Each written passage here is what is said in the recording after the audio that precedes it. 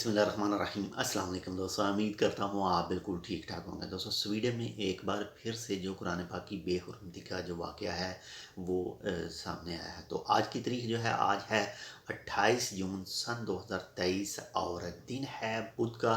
और आज Oman, Saudi Arabia और काफ़ी ज़्यादा ममालिक में आज ईद उल अज़हा 2023 का जो पहला दिन है। और बाकी कुछ दूसरे ममालिक हैं जिनमें कल 29 जून सन 2023 और दिन जुमेरात को ईद उल अज़हा का पहला दिन होगा।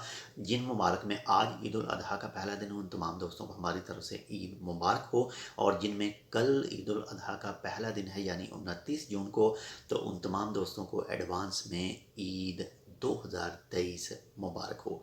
तो दोस्तों कुरान पाक की बेहुरमती का जो वाक़या है ये आज यानी ईद के पहले दिन सामने आया है। और जो ये वाक़या आया है स्वीडन के शहर स्टॉकहोम में जो जामिया मस्जिद है उसके साथ में ये वाक़या पेश आया है। और एक इराकी शहरी है, उसने काफ़ी दफ़ा ये कोशिश की थी कुरान पाक की बेहुरमती करने की। तो जो भी स्टॉकहोम की पुलिस है उसने उनको इजाज़त नहीं दी थी, उसको रोका था। लेकिन वहाँ की जो मकामी अदालत है उसने जो पुलिस रोक रही थी उसको, तो उसको मना किया कि ये इसका हक है, ये इसकी आज़ादी राय है।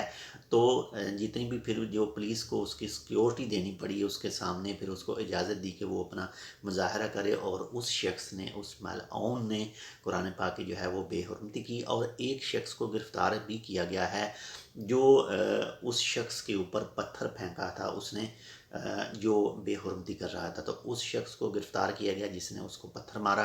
बाकी अल्लाह ताला उसको नेस्त नाबूद करे और बाकी अल्लाह ताला खैर करे। और कोई भी जो ऐसे काम हैं उनसे बचने की कोशिश करे और दूसरों को भी